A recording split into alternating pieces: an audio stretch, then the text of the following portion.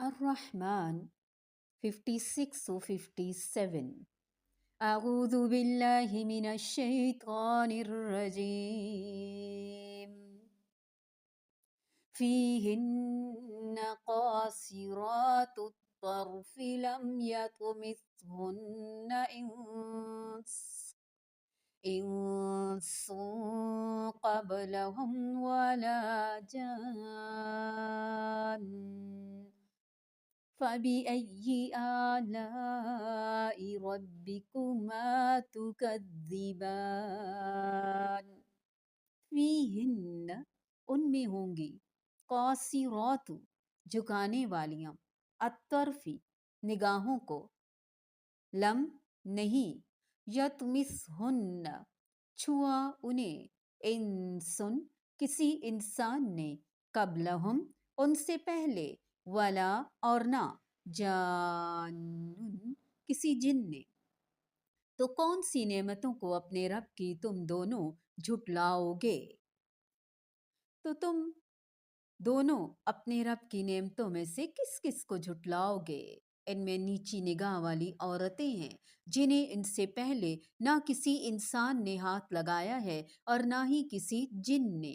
فَبِأَيِّ آلَاءِ رَبِّكُمَا تُكَذِّبَانِ.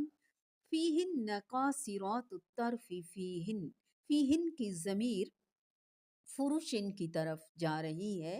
قاصرات قصر یقصر قصرن روکنا، آنکھوں کو خاوندوں پر روک کر رکھنے والیاں، جنت کے محلوں، چشموں اور باغوں میں بچھے ہوئے بستروں میں جنتیوں کا دل لگانے والی عورتوں کے ظاہری اور باطنی اوصاف اور ان کے کمال و جمال کا بیان.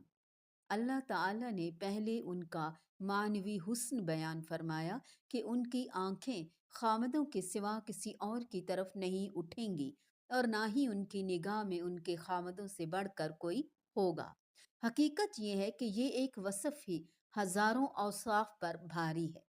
کوئی عورت کتنی ہی حسین و جمیل ہو، اس وصف سے عاری ہو تو مرد غیور کی نگاہ میں اس کی کچھ قدر و قیمت نہیں رہتی.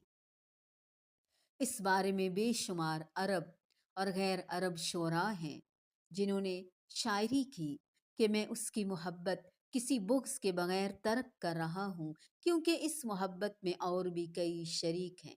جب مکھی کھانے پر آ کر گر جائے تو میں اپنا ہاتھ اٹھا لیتا ہوں حالانکہ میرا دل اسے چاہ رہا ہوتا ہے، اور شیر پانی پر آنے سے اجتناب کرتے ہیں جب کتوں نے اس میں منہ ڈال دیا ہو.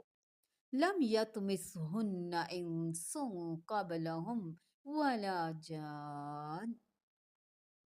چھونا یعنی وہ عورتیں کنواری ہوں گی اگر دنیا میں خامدوں کے پاس رہی ہوں گی تب بھی جنت میں آ کر نئے سرے سے کنواری ہو جائیں گی اور جنت میں ملنے والے خامدوں سے پہلے کسی نے انہیں چھوا تک نہ ہوگا.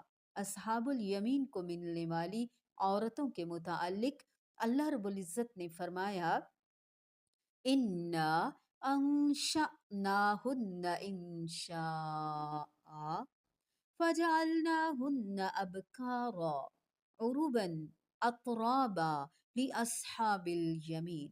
بلا شبہ ہم نے ان بستروں والی عورتوں کو پیدا کیا، نئے سرے سے پیدا کرنا، بس ہم نے انہیں کنواریاں بنا دیا جو خامدوں کی محبوب ان کی ہم عمر ہیں. دائیں ہاتھ والوں کے لیے پھر مقربین کو ملنے والی بیویوں کا معاملہ تو ان سے کہیں بڑھ کر ہوگا.